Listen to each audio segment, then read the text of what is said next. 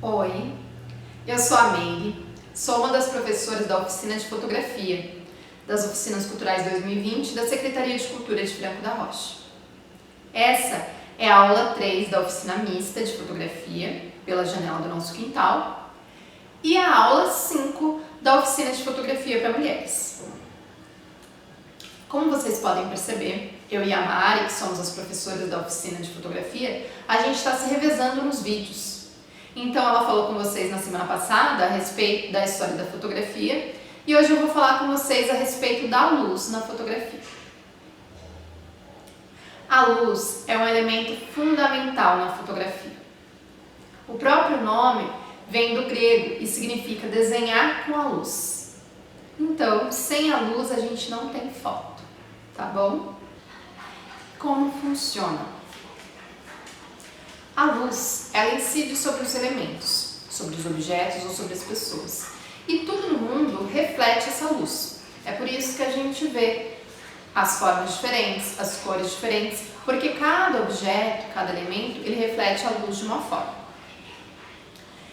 E quando a nossa câmera está de frente para o elemento, né, para esse objeto que a gente está fotografando, a luz que esse objeto está refletindo entra dentro da nossa lente, da nossa objetiva, levando para a nossa câmera as informações dos objetos.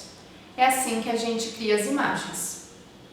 O tempo que a gente vai deixar o nosso diafragma aberto, e aí tem a ver com a nossa aula de história da fotografia, que a gente explicava sobre a câmara escura, né? Sobre aquele buraquinho por onde passava a luz.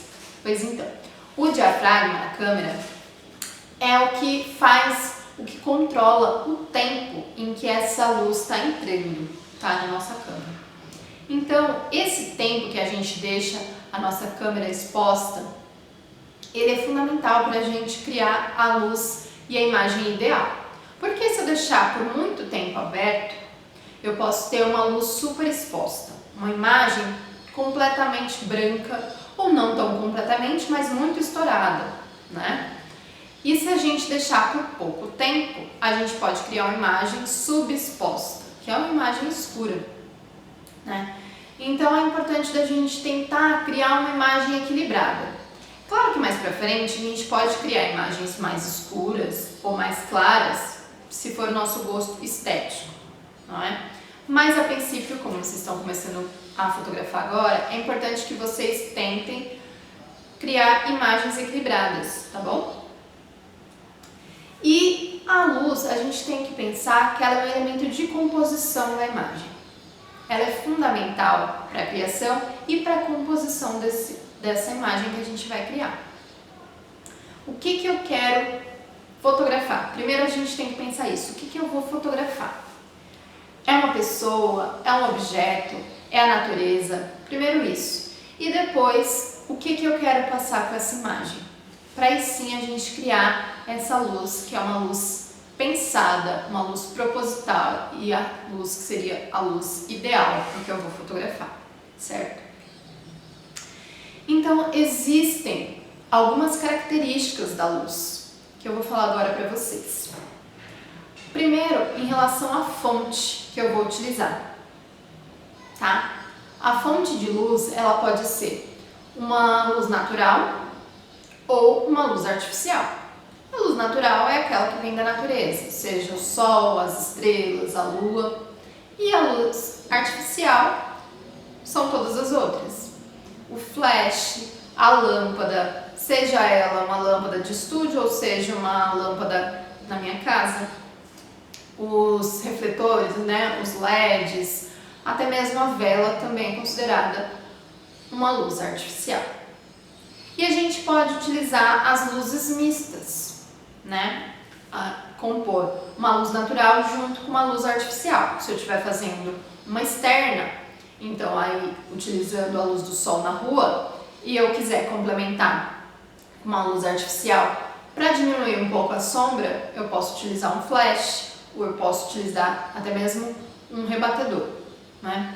E se eu estiver na minha casa e eu quiser fazer uma interna, e eu quiser fazer uma luz mista, eu também posso. Por exemplo, se eu utilizar a luz natural entrando pela janela, eu posso complementar ou com a lâmpada da minha casa, ou mesmo com um flash, né? Então eu vou criar aí uma luz mista. É importante pensar, como eu comentei com vocês, que a luz, ela é fundamental na composição, ela cria o clima da imagem e ela também dá elementos para a gente conhecer mais sobre o objeto que a gente está fotografando. Por exemplo, ela pode dar o formato, né? Ela me mostra a forma daquele objeto e a textura também daquele objeto ou daquela pessoa que eu estou fotografando. Isso a depender da qualidade da luz que eu empregar, tá bom? Falando sobre a qualidade da luz, a gente pode ter ou uma luz dura ou uma luz suave. Quando eu falo isso, eu estou falando sobre a característica da sombra que essa luz produz. Uma luz dura produz uma sombra bem demarcada. Então, é assim que a gente observa se é uma luz dura ou suave. Quando eu vejo aquela sombra, vocês podem observar aí na casa de vocês. A luz está batendo nos objetos, na mesa, na cadeira. Que sombra forma no chão? Se for uma sombra bem demarcada, bem delineada, que você consegue ver muito bem, essa é uma luz dura, tá bom? Já se eu não vejo tanto a sombra, como o próprio nome indica, se é uma sombra bem suave, então é uma luz suave. Como que eu produzo uma luz dura ou uma luz suave? Muito bem. Se eu tiver numa interna, né, ou num estúdio ou em casa, para eu fazer uma luz suave, eu vou precisar de grandes fontes de luz, tá bom? E eu também vou precisar que essa luz esteja mais próxima do objeto ou que eu tenha uma luz multidirecional. Então, aí com várias fontes de luz que estão indo de diversas direções para esse objeto, para que ele possa eliminar as sombras, né? E deixar essa luz mais suave. Eu também posso utilizar alguns adereços, por exemplo, em estúdio existe um tipo de iluminação e a gente coloca um adereço chamado softbox, que ele deixa a luz mais suave. Se eu tiver numa externa, para eu conseguir uma luz suave, eu vou precisar fazer um dia nublado, tá? Por quê? Dias de sol muito forte produzem luz dura, com sombras bem marcadas. Então, para a gente pensar como eu produzo uma luz dura, é só eu pensar justamente no oposto do que eu produzi na luz suave, certo? Então, na externa, como eu vinha falando, precisa ser um dia mais de luz forte, né, de sol forte, e numa interna eu vou precisar de luzes menores, mais direcionais no objeto, e também se ele estiver um pouco mais distante do objeto, ele possivelmente também vai criar mais sombra e vai me dar uma luz dura, certo? E como eu faço para escolher qual usar, né? Já que precisa ser uma luz intencional. Então depende do que você quer passar. Você precisa pensar o que eu quero passar com essa imagem. Eu quero um suspense, né? Então que luz é mais adequada? O que eu posso falar para vocês é uma luz dura, ela vai trazer uma característica de maior densidade, de maior peso para essa imagem, né? Porque tem uma sombra mais marcada, então ela traz isso, né? Ela traz esse elemento do suspense, né? Da tensão ou da força. Isso são características de uma luz dura, né? Já uma luz suave, não. A luz suave, ela vai trazer pra gente o oposto, né? A tranquilidade, a leveza. A luz suave é uma luz que ela é muito pensada, né? Como eu expliquei pra vocês, mas pra quem tá vendo, parece uma luz mais natural, né? Parece como se eu não tivesse mexido muito naquela luz. Quem tá vendo precisa ver isso, mas na verdade foi muito pensado, né? Se tinha sombra, então eu coloquei outra iluminação para compor e tirar aquela sombra, mas para quem vê, vai ver apenas uma luz suave e tranquila e parecendo uma luz natural, né? Então, a gente também tem que pensar nas direções, certo? Como eu estava falando, você tem que pensar na qualidade, então logo você pensa nas direções que você vai colocar essa iluminação. Existem algumas direções e a gente sempre tem que pensar na direção em relação ao objeto que eu quero iluminar, certo? Nunca em relação ao fotógrafo. Eu falo luz frontal. Quando eu estou falando luz frontal, não é a luz que está de frente para o fotógrafo, mas a luz que está de frente para o objeto que eu vou fotografar, tá bom? A luz frontal ela é boa para quando a gente vai fotografar um produto. Por quê? Quando a gente quer comprar um produto, a gente quer ver a cor natural do produto. E é isso que a luz frontal produz. Ela é boa para a gente ver essa cor mais próxima do real. Porém, ela vai jogar a sombra do meu objeto para trás. E isso vai produzir um achatamento da imagem. É o que a gente chama de achatamento, porque ela perde a profundidade da imagem, tá? Essa luz frontal. Então, se eu quero uma cor mais próxima do real e eu não quero esse achatamento, eu preciso complementar essa luz com uma outra luz, tá bom? E a gente tem, por exemplo, a luz lateral. A luz lateral ela pode ser produzida em qualquer um dos lados, certo? E ela já dá essa sensação pra gente de profundidade. E ela dá também pra gente a qualidade da textura dos objetos. Então é uma luz bem interessante. Ela usada sozinha, ela vai produzir uma sombra. Então eu preciso pensar, eu quero utilizar essa luz lateral sozinha, ela vai me dar uma sombra, porque ela vai iluminar de um lado e do outro não. Também existe a luz que vem de cima. Essa luz pode ser muito interessante, mas eu preciso pensar se ela vai ser uma luz complementar ou se ela vai ser a minha luz principal e sozinha. Se eu vou fotografar uma modelo, é importante eu saber que essa luz ela vai me produzir sombra no rosto dela, tá? Ela vai me produzir sombra embaixo dos olhos, ela vai me produzir sombra embaixo do nariz por conta da protuberância do nariz, né? Do nariz. Então é importante que a gente saiba disso, tá bom? Pra gente escolher melhor que luz que a gente vai usar. A luz que vem de baixo. Existe essa luz também. E ela é utilizada mais em momentos que eu quero criar um clima de suspense, de terror.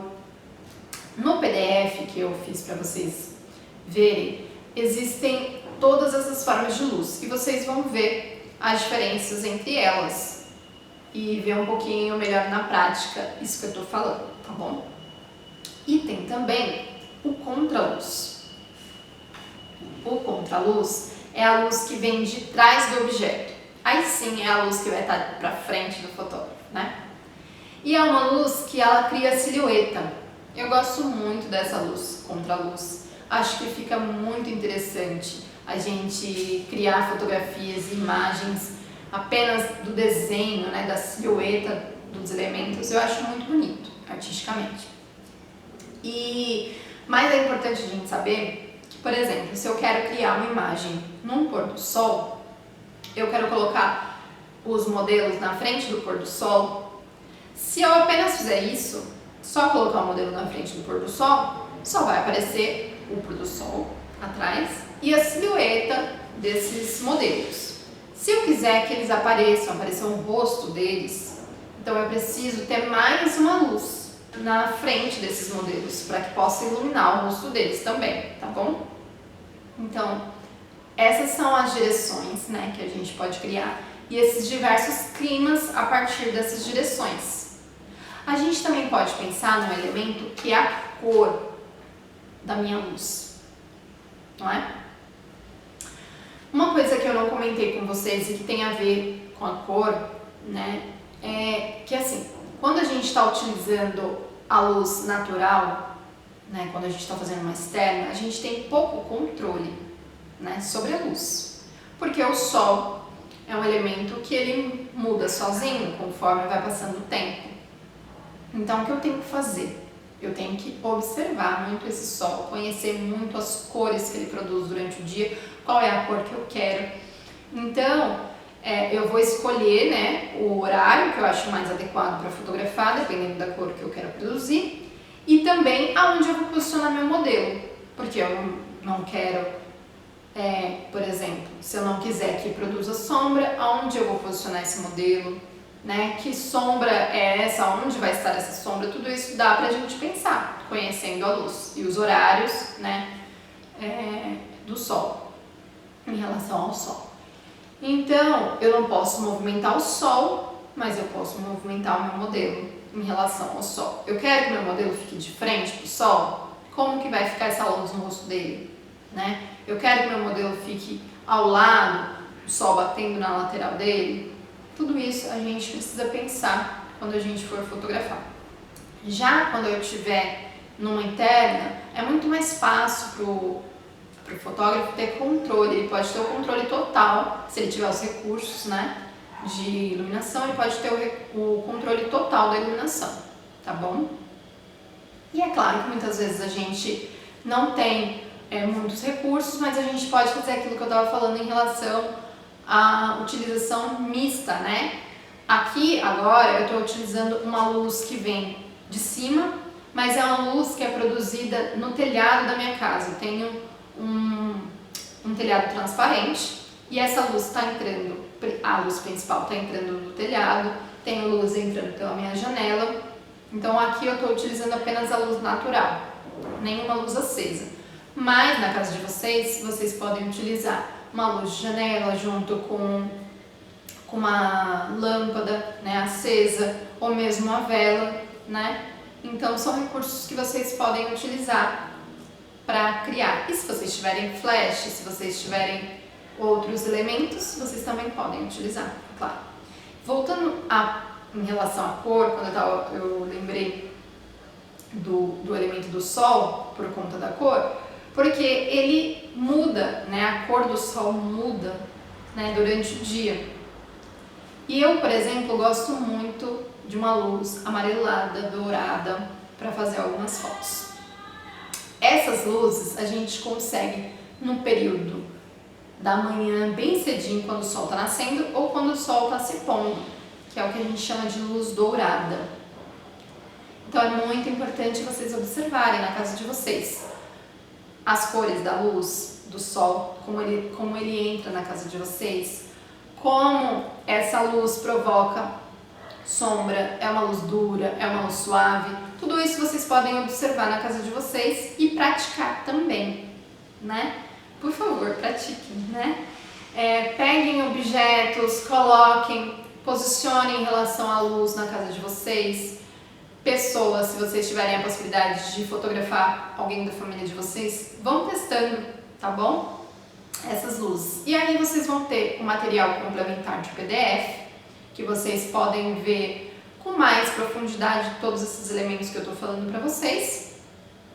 E também tem algumas referências de leituras lá. E a gente vai passar um exercício através do WhatsApp, tá bom? É isso. Eu espero que vocês tenham gostado da nossa aula. Eu agradeço o acompanhamento de vocês por aqui. A gente vai conversar mais no WhatsApp, né? E por aqui, até a semana que vem, então. Espero vocês de novo assistindo os nossos vídeos.